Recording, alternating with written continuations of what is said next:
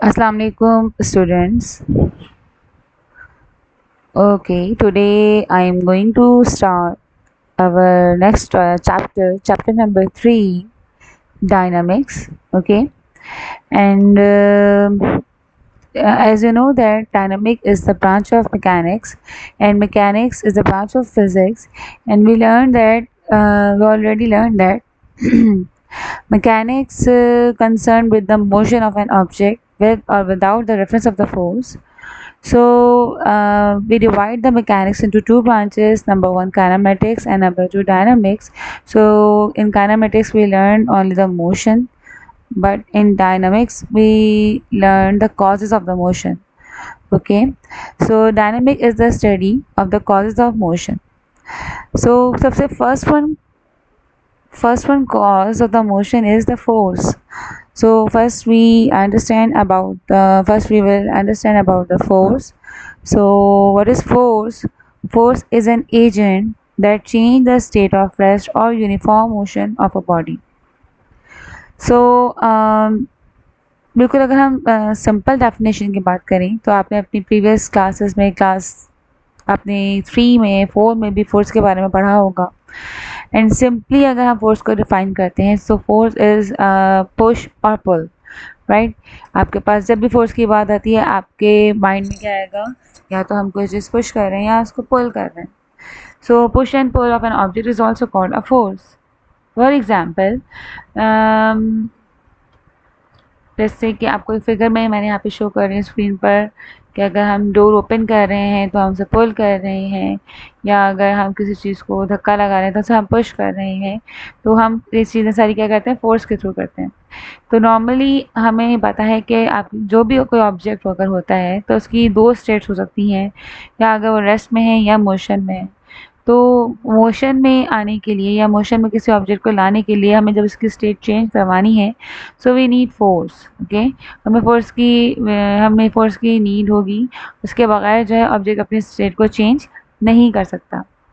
लेकिन अगर हम किसी चीज़ पे फोर्स अप्लाई करते हैं तो जिस चीज़ पे हम फोर्स अप्लाई करेंगे, so when we apply the force, so it means both objects are in interaction. यानी अगर मैं अपने हैंड से फोर्स अप्लाई कर रही हूँ तो मैं उस ऑब्जेक्ट को जिसमें मोशन मुझे प्रोड्यूस करनी है, उस पर और मेरे हैंड में क्या आएगा? कॉन्टैक्ट होगा या इंटरैक्शन होगा, तब जो है फोर्स जो है वो उस ऑब्जेक्ट पर अप्लाई होगी. Okay, so force is a physical cause that change or may tends to change the state of rest or the state of the motion of an object. यानी अगर मुझे रेस्ट से अगर मोशन में जाना है तब भी मुझे फोर्स की नीड है, और अगर मुझे मोशन से रेस्ट में जाना है अपने स्टेट को चेंज करके, तब भी हमें जो है वो फोर्स की ही नीड है. Okay, so stones, for example the stones at rest moves due to the force applied by person. यानी अगर एक स्टोन है उसको मैंने उठा के अगर दूसरी जगह रखना है तो कोई पर्सन होगा वो उसको ऊपर फोर्स लगाएगा, उसको उठा के फिर उसको दूसरी जगह उसकी पोजीशन को चेंज करेगा. तो ये एक फोर्स की सिंपल से एग्जांपल है. And force change to state of motion of a swing. अच्छा, यहाँ पे इसकी वो डायग्राम नहीं, मैं आपको बुक से इसकी एग्जाम्पल देती हूँ. यहाँ पे देखें आपके पास फिगर नंबर 3.1 जो है, इसमें भी आपको मेंशन किया जा रहा है कि पर्सन है जो कि कोई वो क्या कर रहा है, कार पे फोर्स अप्लाई कर रहा है उसे मूव करवाने के लिए. लेकिन ऑलरेडी इसके ऊपर जो है वो 3 फोर्सेस हमें ऑलरेडी यहाँ पे मेंशन है. एक तो कार की टायर्स के दरमियान और रोड के दरमियान जो है फोर्स ऑफ फ्रिक्शन प्रेजेंट है यहाँ पर. इसके अलावा यहाँ पर कार का जो अपना वेट होगा जो कि डाउनवर्ड एक्ट करता है, एक फोर्स वेट फोर्स है इसकी. और इस वेट फोर्स को ओवरकम करने के लिए एक नॉर्मल रिएक्शन जो जनरेट होता है वो यहाँ पर आपके पास मेंशन है, रिएक्शन ऑफ द ग्राउंड.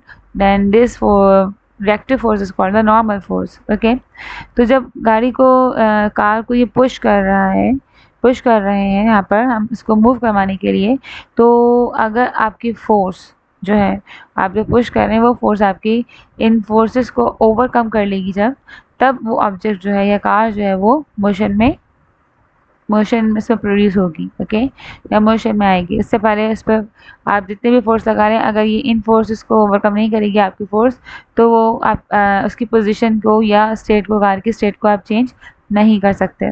ठीक है। तो नॉर्मली होता ही है कि जब हम किसी बॉडी पर फोर्स अप्लाई करते हैं तो बॉडी में जो होता है वो एक्सेलरेशन प्रोड्यूस होता है। यहाँ देखिए, डू यू नो में आपके पास बहुत ही इंपॉर्टेंट और पॉइंट्स जो हैं वो फोर्स से रिलेटेड जो है वो गिवन है। Force is required to change the position, state और the shape of an object. ठीक है, अगर हम किसी भी ऑब्जेक्ट पे फोर्स अप्लाई करते हैं तो उसमें हमारे पास पोजीशन में भी चेंज आ सकता है, बॉडी की स्टेट में भी चेंज आ सकता है, यानी वो रेस्ट से मोशन में या मोशन से रेस्ट में चली जाएगी। और थर्ड वन इज के हम किसी भी चीज़ पर फोर्स लगा के उसकी शेप को भी चेंज कर सकते हैं। तो एक तीन तरीके से हम बॉडी पे फोर्स का जो है वो एक अफेक्ट आ रहा है। ठीक है। And second one point is force can act as a pull और पुश एजेंट, यानी फोर्स वो एजेंट है जिससे हम पुश और पुल का नेम दे रहे हैं। Okay. And the third one is force produce the acceleration, ये जब हम बॉडी पे फोर्स अप्लाई करते हैं तो बॉडी में एक्सेलरेशन यानी वो मोशन में आ जाता है, तो हम कहते हैं बॉडी मोशन में, तो इट मीन्स कि वो एक्सेलरेट हो गई है, तो उसमें एक्सेलरेशन आ जाएगा। And it can produce distortion, इसकी वजह से बॉडी में डिस्टॉर्शन भी प्रोड्यूस हो सकती हैं फोर्स की वजह से। जैसे अगर कोई वेव्स अगर प्रोपेगेट कर रही हैं और उसमें एयर की वजह से डिस्टॉर्शन आ रही है, तो वो एयर फोर्स जो होगी वो डिस्टॉर्शन के लिए यूज़ हो रही होगी। सो ये सारी चीज़ें जो है फोर्स से रिलेटेड हैं। और अब फोर्स की जो नेचर है, फिजिकल क्वांटिटी है, मेजरेबल क्वांटिटी है ये, तो इसकी नेचर क्या होगी, तो यहाँ पे लास्ट पॉइंट में आपको बताया गया है कि force is a vector quantity, यानी ये एक डायरेक्शनल जो है वो क्वांटिटी है कि जब हम इस पे फोर्स को हम अप्लाई करते हैं तो हमें डायरेक्शन की भी नीड होती है। और डायरेक्शन जहाँ पे जिस फिजिकल क्वांटिटी को डिस्क्राइब करने के लिए डायरेक्शन की नीड होती है, then this physical quantity is called the vector quantity. Okay. So अब अगर ये एक फिजिकल क्वांटिटी है तो यकीनन इसकी कोई यूनिट भी होगी।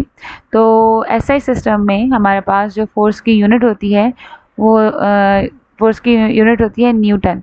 ठीक है, इसको हम यहाँ पे कैपिटल एन से हमने इसको हाईलाइट किया हुआ है। ये कैपिटल एन जो है ये यहाँ पे शो कर रहा है इसकी यूनिट को, कि आपके पास फोर्स की यूनिट जो है वो न्यूटन है। यहाँ पे न्यूटन को डिस्क्राइब भी किया हुआ है कि 1 न्यूटन जो है उसकी वैल्यू किसके इक्वल है, बट चूँकि मैथमेटिकली यहाँ पे कोई फॉर्मूला आपको मेंशन नहीं किया गया, क्योंकि हम अपने अगले जो टॉपिक हैं लॉज ऑफ मोशन में हम इस फॉर्मूले को जो है वो ड्राइव करेंगे। लेकिन मैं आपको यहाँ पे थोड़ा सा मैथमेटिकली इसको बता देती हूँ कि फोर्स जो है वो इक्वल होती है एम ए के। Force is equal to M A, and M represent कर रहा है मास को, यानी जो भी जिस ऑब्जेक्ट पे फोर्स अप्लाई की जा रही है उसके मास को हम एम से रिप्रेजेंट कर रहे हैं।